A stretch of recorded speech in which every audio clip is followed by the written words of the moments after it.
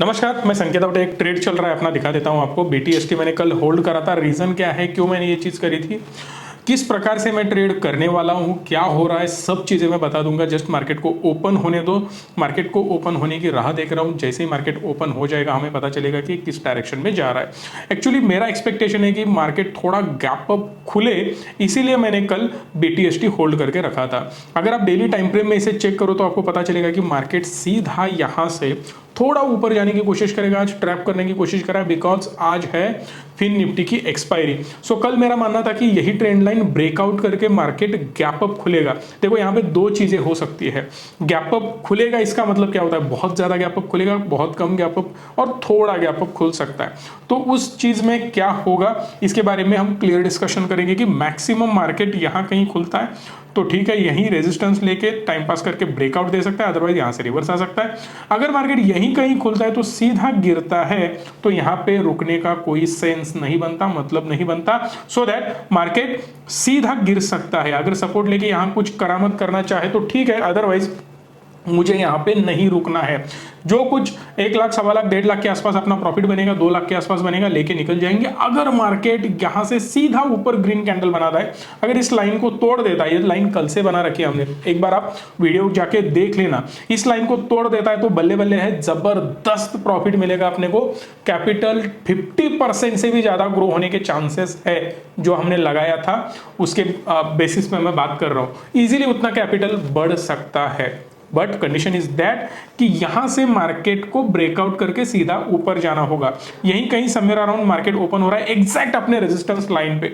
अगर ये red candle बना के थोड़ा भी नीचे आ जाएगा ना, तो हमें क्लियरली पता चल जाएगा कि भाई अब ये रुकने वाला नहीं है, सीधा ये अपने को डाउन ट्रेंड में कन्वर्ट करवा लेगा और मार्केट गिरता हुआ नीचे आ जाएगा। देखते हैं, कुछ सेकंड में मार्केट ओपन हो जाएगा। चलो 9:15 हो गए यार, ओपन नहीं हुआ अब तक, 2-4 सेकंड इधर उधर हो जाएंगे, कोई दिक्कत नहीं है। आई होप कि यहां से ऊपर चला जाए ग्रीन। अबे यार नहीं, खत्म, टाटा बाय बाय।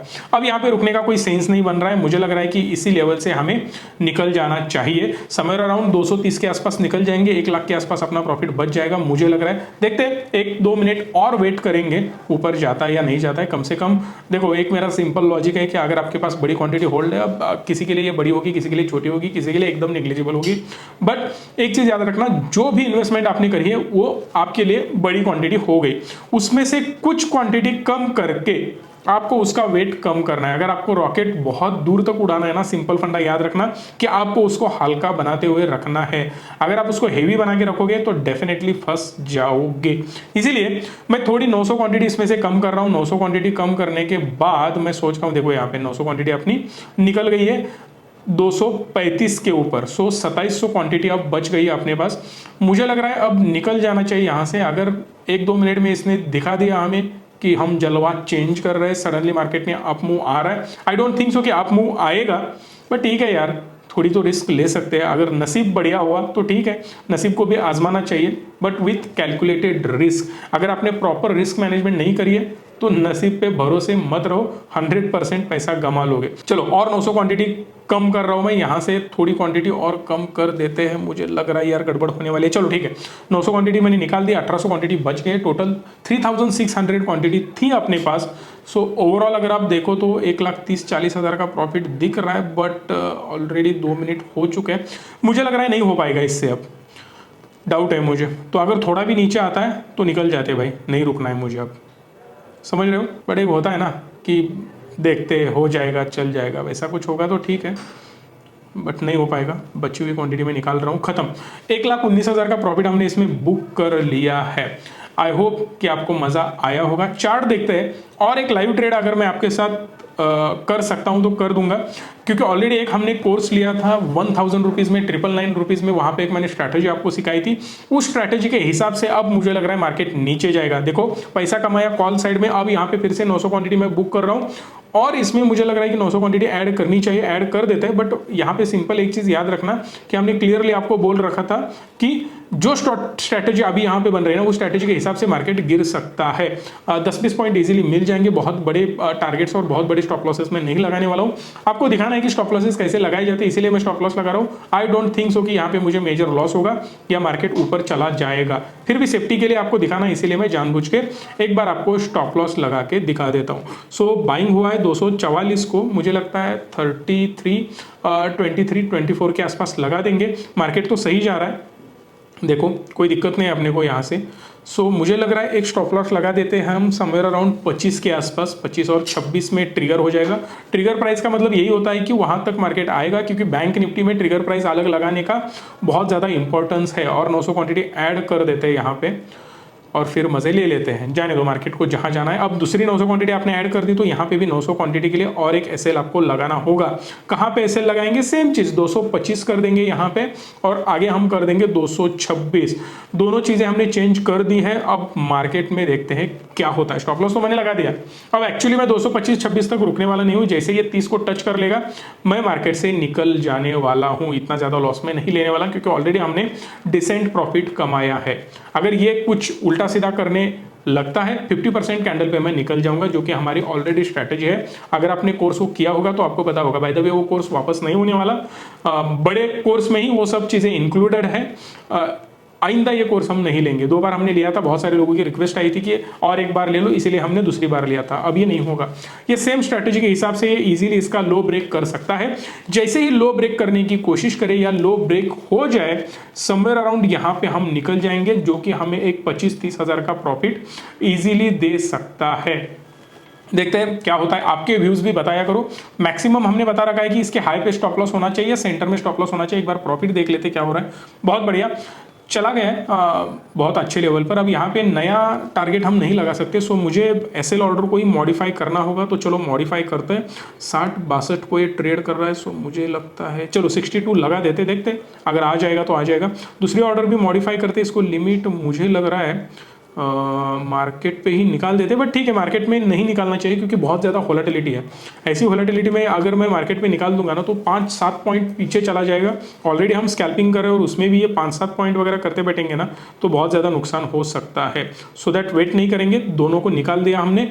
32,000 का प्रॉफिट हमने बुक किया। 32,000 प्रॉफिट हो चुका है। 1,52,000 का हमें प्रॉफिट हुआ है। 1.5 लाख रुपीज हमने बुक किया है। तो चलो ठीक है, एक बार चार्ट पे जाके देख लेते हैं। 10-15 मिनट के बाद मैं फिर से आपको मिलूंगा। 10 बज गए, समवेयर अराउंड आधा घंटा हो चुका है हमारा ट्रेडिंग होने के बाद। 1 घंटा भी मान सकते हो। अब यहाँ पे आप आसानी से देख पाओगे कि मार्केट में बहुत कुछ बड़ी हलचल नहीं हो रही है।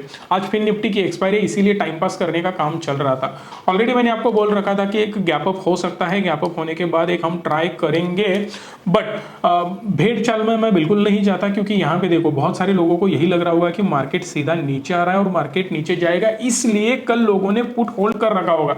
कल मैंने बोला था आपको कि ट्रैप हो सकता है, बहुत बड़े लेवल पे आपको फंसाने का ट्राई किया जा सकता है मार्केट द्वारा। सेम चीज हुई, एक गैप अप दिया इसने, बट यहाँ पे मुझे लग रहा था कि इसने ब्रेकआउट देना चाहिए। ग्रीन कैंडल बना के लग रहा था यार, लगने से कुछ नहीं होता है। बट ये भी मैंने आपको बोल रखा था कि अगर ये रेड कैंडल बना के सीधा नीचे आने की कोशिश करता है तो प्रॉफिट बुकिंग कर लेंगे।